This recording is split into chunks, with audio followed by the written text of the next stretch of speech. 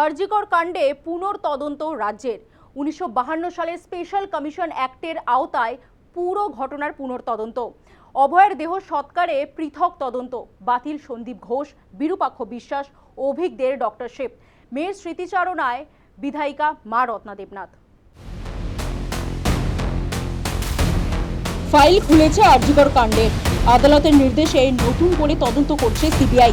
বিভাগীয় তদন্ত শুরু করেছে স্বাস্থ্য দপ্তরও। আর এই সবকিছুর মধ্যে গোটা ঘটনার পুনর্তদন্তের সিদ্ধান্ত নিল রাজ্য সরকার। এই জন্য 1952 সালের স্পেশাল কমিশন অ্যাক্টের আওতায় গোটা ঘটনার পুনর্তদন্ত করবে রাজ্য।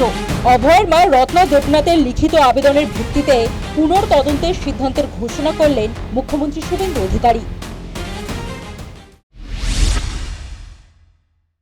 মুখ্য সচিব সহ আমাদের সব এক্সপার্টদের সঙ্গে আলোচনা করে 1952 সালে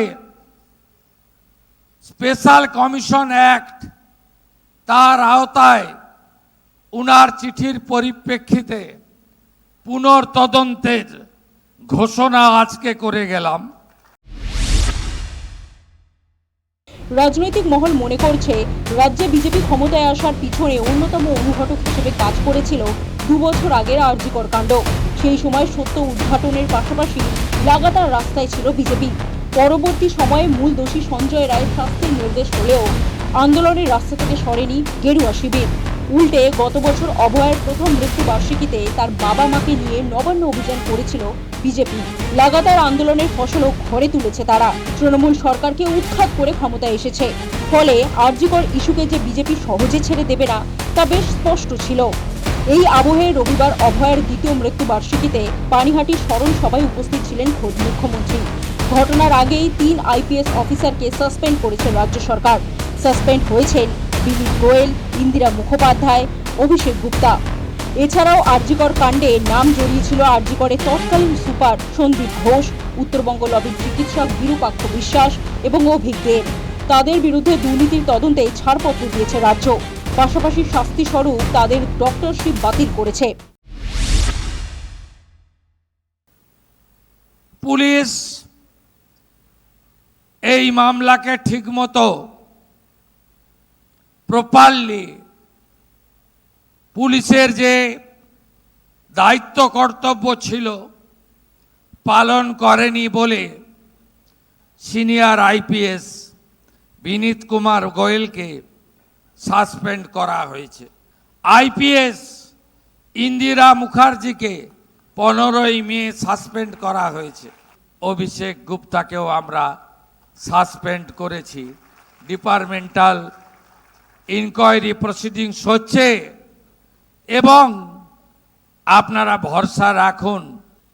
আমি সন্দীপ ঘোষ, বিরূপাক্ষ বিশ্বাস, অভিজ্ঞ এই 3 জনের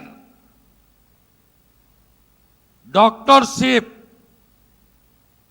খারিজ করে তাদের বিরুদ্ধে যে প্রসিডিংস নেওয়া উচিত সেই প্রসিডিংস আমি নিয়েছি। তারা জীবনে আর সার্ভিসে ফিরতে পারবেন না, ওটা অতীত হয়ে গেছে। এখানেই শেষ নয়, অভয়ের দেহ সৎকারেও বিস্তর অনিয়মের অভিযোগ উঠেছিল। তড়িঘড়ি দেহ সৎকারের অভিযোগ উঠেছিল। অভয়ের দেহ সৎকারের অনিয়মের তদন্তেরও নির্দেশ দিয়েছেন মুখ্যমন্ত্রী।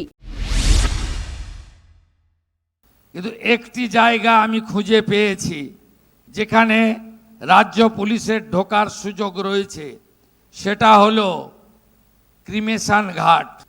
সিগনেচার করতে হয় বাড়ির লোককে, any close relative, no signature. এখানে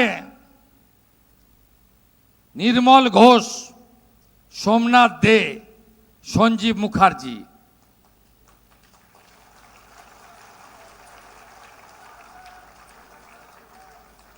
এই 3 জন এই কাণ্ড করেছেন।